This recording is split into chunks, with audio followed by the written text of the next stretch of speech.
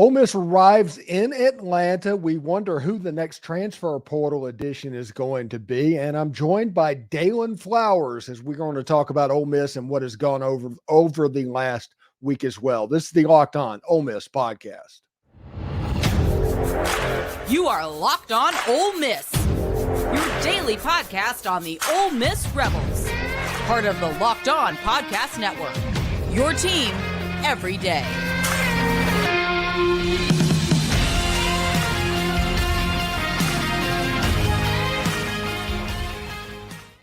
Hello, I'm Stephen Willis, and this is the Locked On Ole Miss podcast, and I am joined tonight by Dalen Flowers. He normally does Monday night, but Monday night was Christmas, so he wasn't able to do that. But we were able to get him on tonight as a part of the Shark Tank Live. Dalen, you're muted at the moment, but how are you doing, buddy?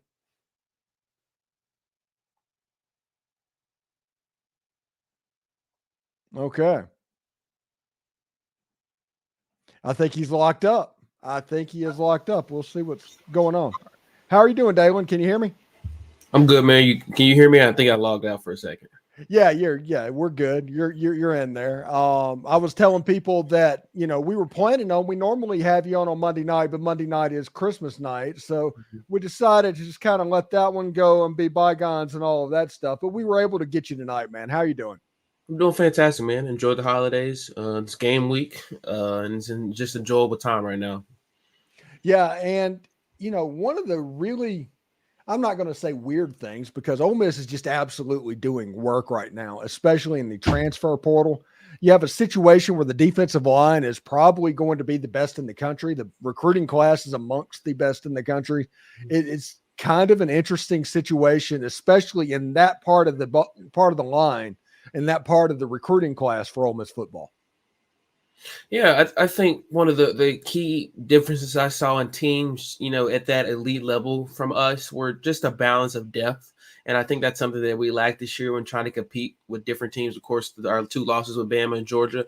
And I think especially on that defensive side, the way Pete likes to play, he does a lot of substitutions within plays and within downs. And I think that helps our line because whatever type of game plan you want to set for an opposing team, that gives us an ability to have certain players on there for certain downs that'll allow us an advantage on that play.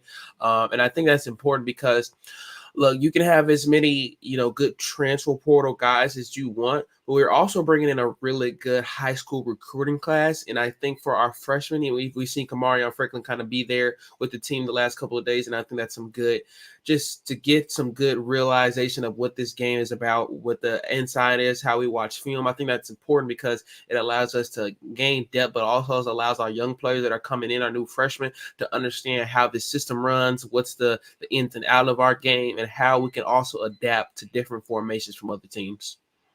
It's really interesting. If you're in the chat and chatting along right now, please put in locations of where you're watching the show from. That is always going to be a big part of us. If you are new and are joining us for the first time, please handle that as well. Matthew Phillips has this question. What position do you think is the next big target? I think it's the O-line. I really do. I think there's a few O-linemen that have gotten the portal a couple of days. I know Naquil Bertrand from A&M has gotten in. And, of course, we targeted some A&M players over this portal. Percy Lewis from Mississippi State is a really good offensive lineman who saw just about playing time in every game except for one this year. And I think, of course, we've dipped into Starkville a little bit this year. I think that's a guy to look out for. And I think Paul Ticho as well from Georgia Tech, who was a team that we played this year. And I think we saw a good versatility of what he did, and he was a really good recruit coming out of high school. I think those are some of the players that could be an eye for us. I think the O-line is still in need of some work. We don't know who's going to be coming back, who's not, and also we didn't see a full, I would say, consistency from our offensive line this year. We could base that on different things. A new coach at that position with John Garrison, but I think that's something that can either really help us be at the next level or really bring us down to another level. And I think that's something that our coaches are realizing. So I wouldn't be surprised if we're not done in the portal, and if that's something that we kind of look forward into going into where we need to establish some momentum at for us. So I think that O-line is something we're going to be looking at, because we have a couple of good freshmen coming in. But like I said a couple weeks ago, freshmen on the O-line is always kind of hard to gauge, especially in this conference. They can be really good, but at that same time, when you put them in real game environments, it's a real different system. It's a real different game. So it's hard to tell with freshman O-line. And so I just think we've kind of seen the true identity of us being successful in the transfer portal. And I think if we can continue to do that, I think we'll be all right there. And that also gives our time for our freshman O-linemen to come in, learn the system, be more comfortable with new guys as well, and maybe learn from them as well. So I think that's a target we'll be looking at, is that offensive line. Yeah, and everybody that asks is like, I think the O-line is going to be a position that it gets attention over the next couple of weeks as well. I also think cornerback, and this is one thing. This is how this has gone, just for anybody that's curious about it. About 2 weeks ago, maybe less than that, there was a post by Jackson Dart that was liked by Domani Jackson, the cornerback out of USC.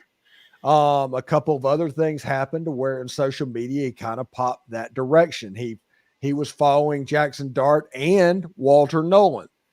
And that got my attention, because that was the same way the Princely Amon Mielen information and news kind of started as well. And now I have a message out to the Jackson camp to try and find out what's going on. But when it comes to the transfer portal, that's a crapshoot of all crapshoots of whether or not they even answer you at all. So you have to kind of go off of feeling and what guts, and if people around Ole Miss might be interested in that situation, and you try and piece together context from all angles through the transfer portal. I think at this point, we at least need to look and see if Domani Jackson visits Ole Miss during the visit period in early January.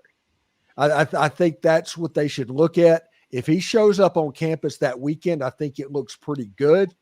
And I think that Ole Miss is going to try and find another cornerback, because everybody's going to say, hey, well, we got Taz Nicholson, we got Cameron Richardson. We don't need another cornerback. But Pete Golding has shown that if your cornerback doesn't play out, he will put you in the slot corner position or even at safety, much like he did with John Saunders. So I think we need to pay attention to the cornerback position. I think that is going to get some work as well. Yeah, I think it's important too, because of course, Domani and Pete have a history with each other. They were very close in recruitment with Pete at Bama a couple years ago. But I also think that Domani, watching his film, was a really good open field tackler, and I think that's something that our secondary kind of was a very questionable part of our team this year, that we really missed a lot of open field tackles. And I think that was a substance to allowing our defense to be more spread out, in terms of that's not how our game really wants to be. And I think that's something he can bring in. I wouldn't say it's a impossible reach. I think it will be a task for us to go out and get a name like that. But it's definitely a reach, because of where we are, just in terms of that kind of notion of where we want to play him in that secondary. But I definitely would see some contact with him, and I wouldn't be surprised if he made his way down. And if he does make his way down, we're kind of known for, when you get down to Oxford, man, we really don't let these guys leave, man. If you come down to Oxford, we get them in and we keep them to stay. So it'll be a fun time to see what kind of recruitment we go after with them. Yeah, what is it? Senquez Golson said, if you don't want to come to Ole Miss, don't visit. Mm-hmm.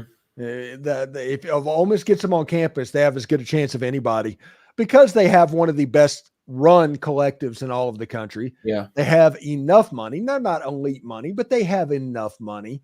And the atmosphere that's around football, the program being built on fun, Lane Kiffin being known as an ultimate players coach, all of that stuff is good things right now.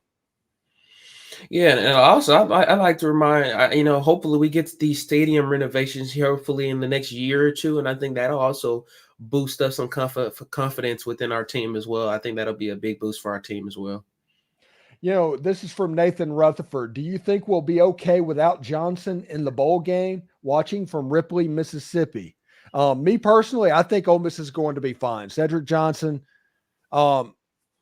wasn't at the level of being irreplaceable. I think Isaac Google can do a lot of the stuff he does. Jared Ivey can do a lot of the stuff he does. And that means Suntaran Perkins is probably going to get more playing time. And at the second part of the season, injury kind of slowed him down. So he's getting a little bit more comfortable as well. I think Ole Miss will probably be fine. The only problem without Cedric Johnson, that defense might get a little smaller. And if you can imagine, smallness of the defense is a concern against a team that runs the football like Penn State, and Ole Miss needing to stop that to get them off schedule, force Drew Aller to beat them to proceed in the football game. But yeah, I think especially in passing situations, Ole Miss will be all right.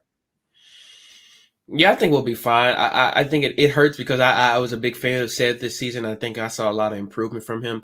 But it just means that we got to see a lot of freshmen kind of get more playing time and see what they can kind of do in terms of the ranks of how we switch up our formation against the O-line like Penn State's.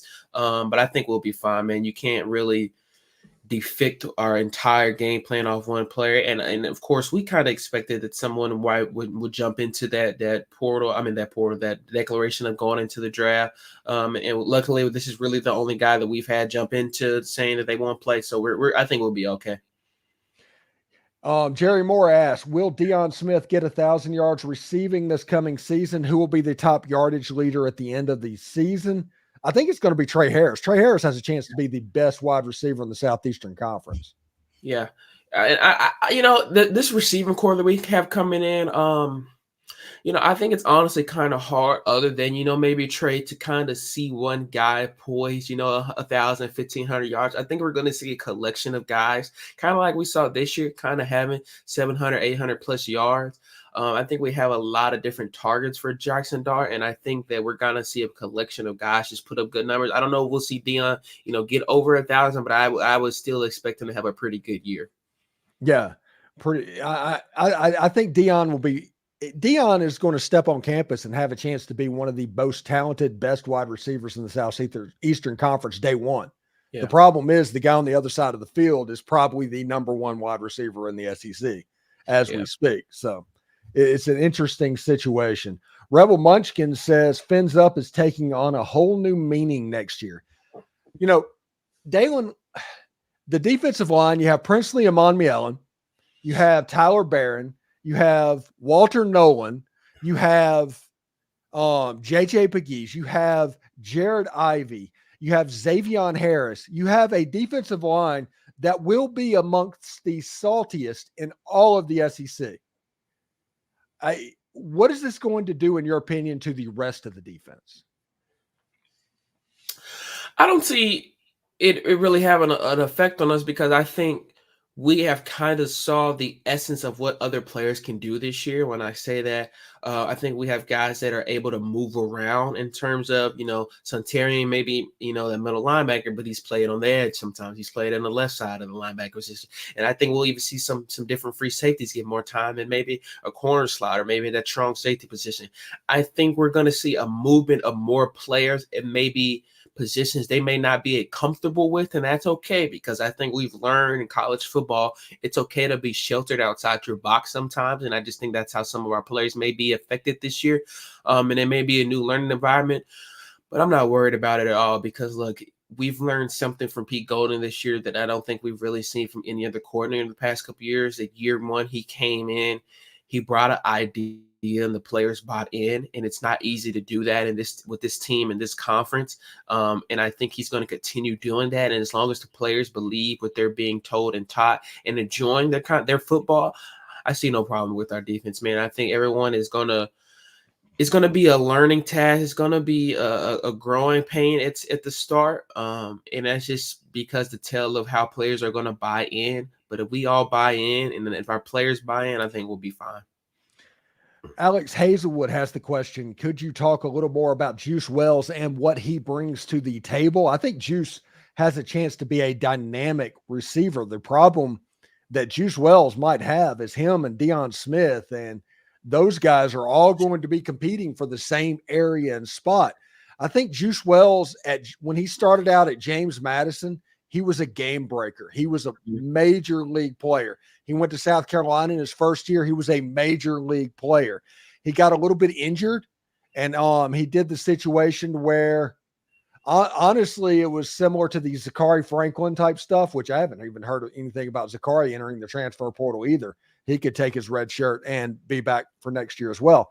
But Juice Wells comes in, and he'll add an element of explosion that Ole Miss hasn't really had. Even Trey Harris is not the really fast twitch player, Deion Smith.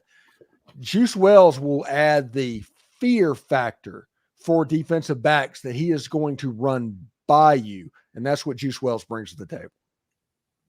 Yeah, I think Juice has been one of the more effective route runners in the conference over the last couple of years. And also, I think, when you're comparing him to someone like Trey, his upper body strength, I think is a lot better than Trey. And when I say that is he has the ability to kind of do what we saw Trey do this year a lot of times, is just go up a one-on-one or even double coverage and really snag a ball out of the air when it's really not looking like it's in our favor. But the kid has a lot of talent. Now, I will say one thing. One of the flaws that I saw in Jackson this year was his effectiveness in the deep ball, and not just really putting it on target, but just reading different coverages from safeties and where they're playing up or they're playing back. So I will like to see how we initiate that with him, with Juice coming in, and even Deion Smith, who I think is a really good deep ball target. How will we initiate those guys in terms of, can we see a development more of Jackson from that type of game plan? So I think that would be one of the biggest things. Now, Juice is one of the best route runners I've seen in the conference.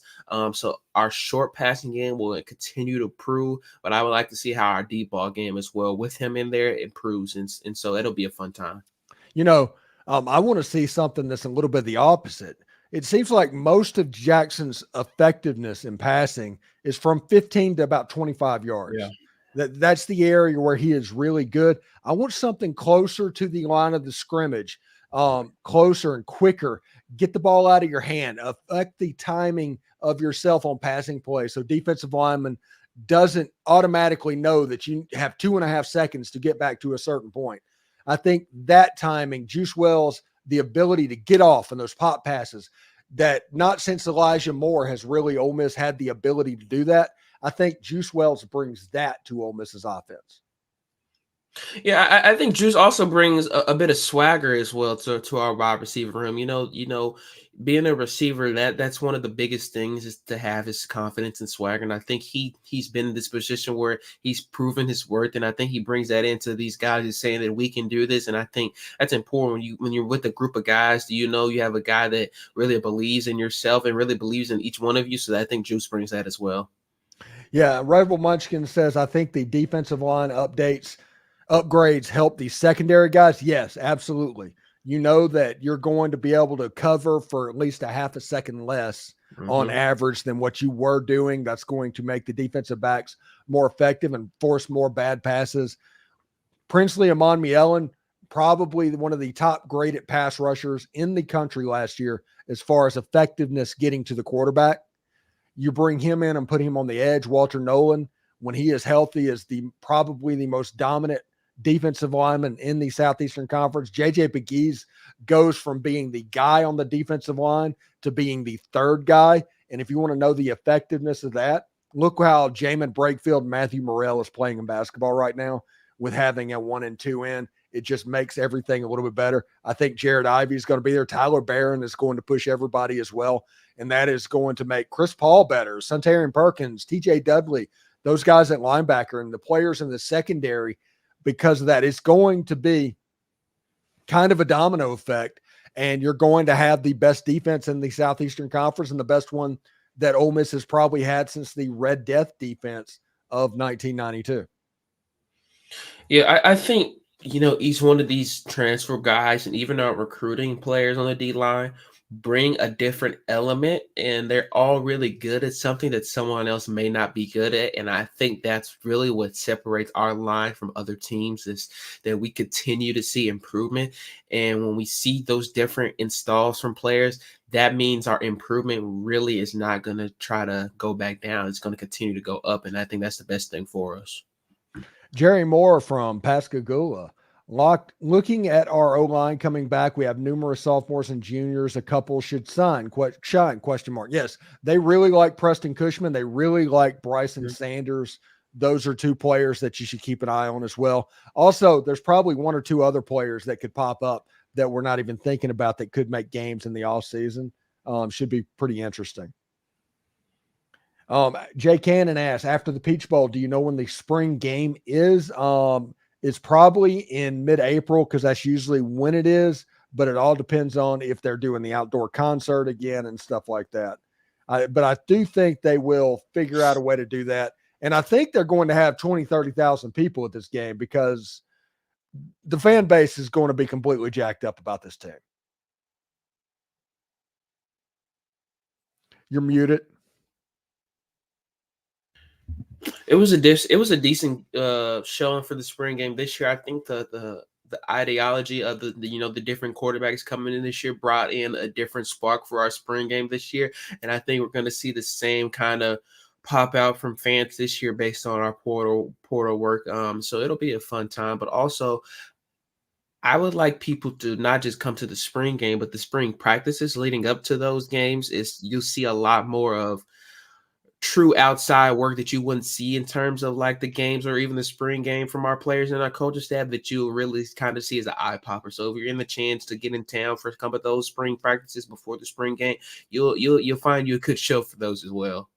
Yeah, they generally open those up and host them in the stadium in the spring as well, and it should be really fun. By the way, I through my sources, I should say. I found out that Austin Simmons has been taking number 1 and number 2 reps during bowl practices. So that kind of shows you how advanced that quarterback is. I'm really interested to see how he will do, how Walker Howard will do, and that's on top of Jackson Dart because I don't anticipate Jackson Dart leaving.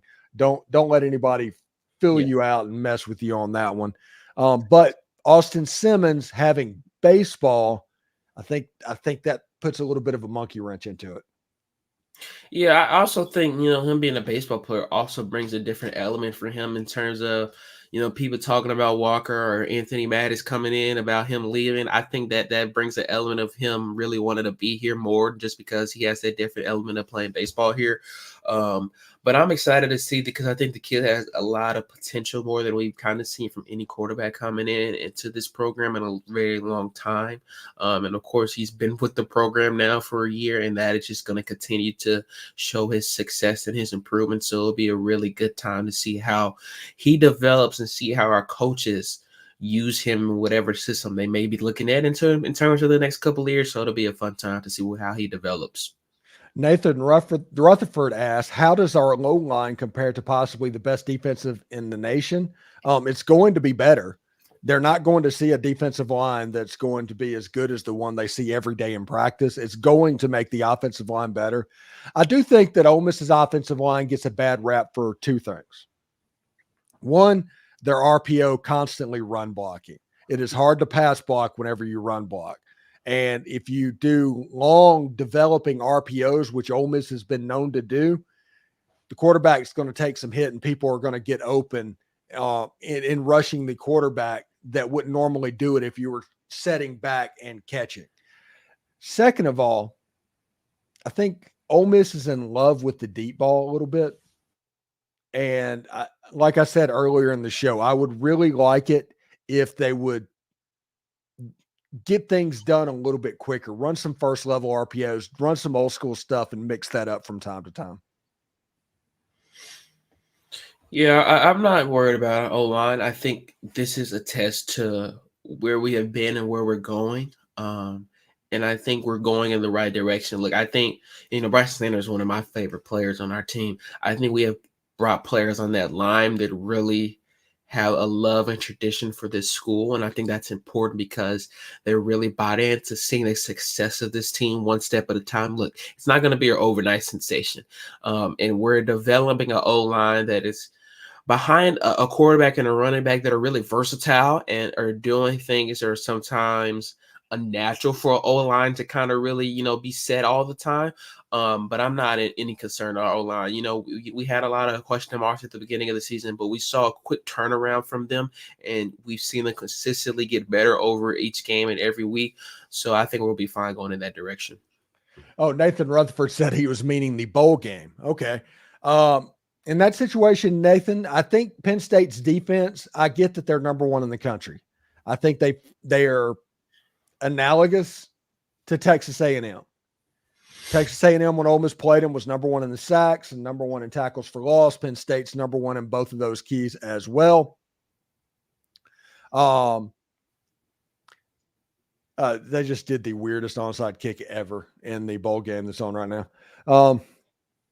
But it's a situation to where if Ole Miss can protect the quarterback, which I think they can, if they can run the football, which I think they can cook a little bit in the secondary. And I think this ends up like a 34-31 type football game, honestly. Yeah, I think we'd have to see a balanced type of game from our offense against Penn State. I don't think we can lean too heavily on either part of our offense, whether the run or the pass game. I think if we can consistently use both effectively, I think we'll be good because they have a secondary that is really flexible, and they love to use their safeties really kind of in a false formation, kind of playing back, but they're really fast, so they come up very quickly. And so we have to be able to read things like that. But our O-line will consistently be okay. We can find a consistent development of both the pass and the run game. So I really wouldn't be too concerned. But I will say one thing. We really, again, don't know what we're going to see from this team right now. Manny Diaz is, of course, gone to Duke. So we may see some of the same things we've seen all season, but there may be some different things. So it'll be a terms of how do we adjust to what we see in game. But I think we'll be fine on the O-line. Yeah, one key in Manny Diaz defenses is fast flow. And they really come down, just like Dalen just said about safeties completely attacking. I think that you get them off by running misdirection, by running screens, by running draws, by getting the ball out of your hand quickly at times.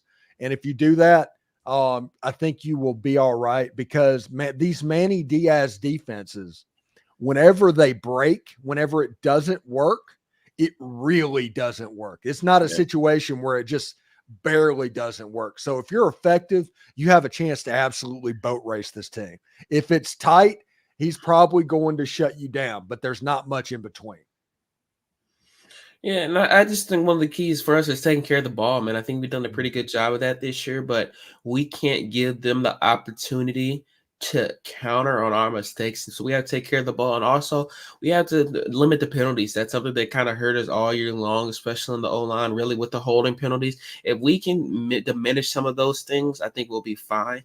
And just play our game and don't try to play a bigger game than it's needed to be. Play our football, play our brand of football, and use what we have the ability to be really good at. And I think we'll be fine. Yeah, it should be a whole lot of fun indeed. It's the Pac-12 referees in this game. So you're not going to deal with everybody on the holding calls and all that. It's not going to be like that. It could be a situation to where they call holding on both teams every play and they just let people play all together. But it's not going to be like SEC rules during the season, honestly. Yeah. Sorry I keep bugging out, you guys. No, it's all right.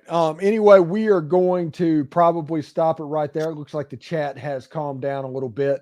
It was lots of fun. It was Shark Tank Live. We will be back next Tuesday to talk about the Peach Bowl that was. Tomorrow night, we will have Pratt Rogers, I think, or maybe David Eckert.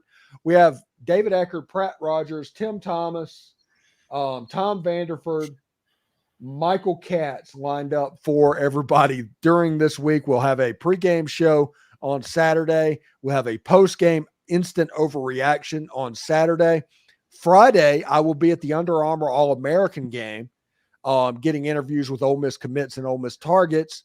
And on Sunday, I will be at Under Armour All-American practices with Brian Smith, putting eyes on these players at one time. So I'm pretty fired up about that as well, man. I love going to the Under Armour All-American Day. I spent 10 years at Rivals.com So it's kind of like me going back into my element and all that. And I just enjoy it. It's comforting. Yeah, man. And like, if you see me this Saturday, I'll be in Atlanta. Please come speak, man. I'd love to see you guys. It'll be a fun time for us. I'm excited to be a part of this football tradition, be a part of this school tradition, man. I love where I'm at. So just keep enjoying what you have. And guys, you know, you don't really get a 2 10-win seasons in 3 years. And we have a lot of good insight going into the next season as well. So continue enjoying where we're headed right now, guys. Yeah, and we honestly just love having Dalen around on the channel, and I love the perspective he brings as well. So thank you very much for that, Dalen. And we'll reach out to you and find out what's going next week and get all of your thoughts on the Peach Bowl. Of course, man. Thank you. As always, hotty toddy, y'all. Hotty toddy.